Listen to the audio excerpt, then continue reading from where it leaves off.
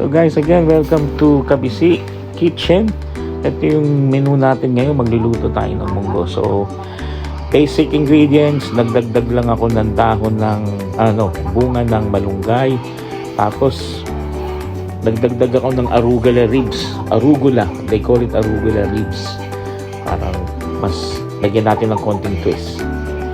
Okay, so sutay na tayo. So, sutay natin yung bawang. Okay, sutay lang natin yung bawang. Tapos after natin i-sutay yung bawang, lagay na natin yung onion. So hintay lang natin mga moy ha. Medyo maingay lang yung background natin. Marami uling makukulit. Okay, so pagtapos natin sutay ng bawang, onion, lagay na natin yung tomato.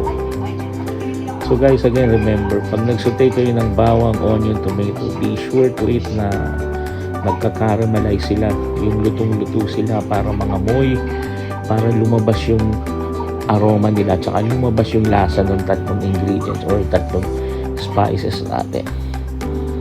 So kasi magtutubig yan because of the tomato. Tapos lagay na rin natin yung bagoong natin. So pag nagmumunggo ako, nilalagyan ko ng bagoong para mas masarap, bagoong alamang.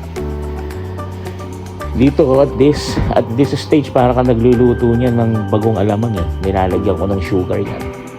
Tapos ayan, magtutubig na siya.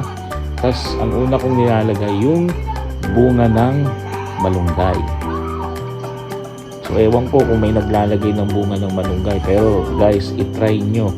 Iba yung lasa ng munggo, napakasarap. Tapos pagtapos siya, ilalagay ko na yung atay.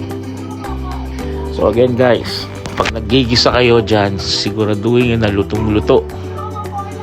Lalo na yung atay natin, dapat yan lutong-luto. Intayin nyo ulit magmantika, yung parang piniprito nyo na yung mga ingredients dyan. Prituhin nyo ng prituhin.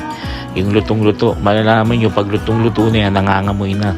At saka napakabango nito guys, hindi ko akalain na ganun kabango. Ayan, tignan nyo guys, so, hindi ako naglagay ng water dyan, pero nagmantika na siya.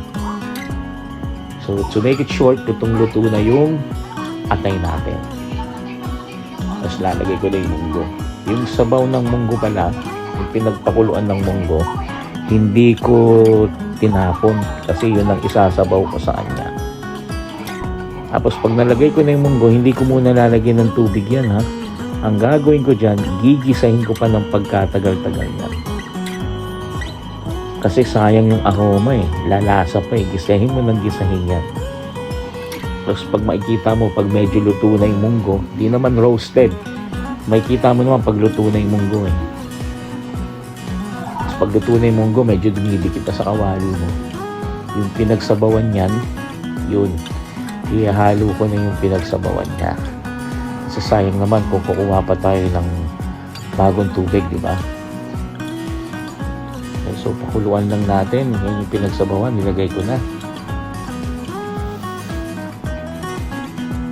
Tuloy-tuloy lang ang halo. Yun lang sa munggo talaga. Halo ka ng halo. Dito guys, malakas yung apoy ko ha. Mas maganda yung malakas yung apoy. Tapos continuous lang natin. Hintayin lang natin yung kumulo. So, ano-ano ba yung mga nilagay kong spices dyan? Naglagay ako ng chicken cubes dyan. Tapos pag medyo patuyo na, lagay nyo ng water.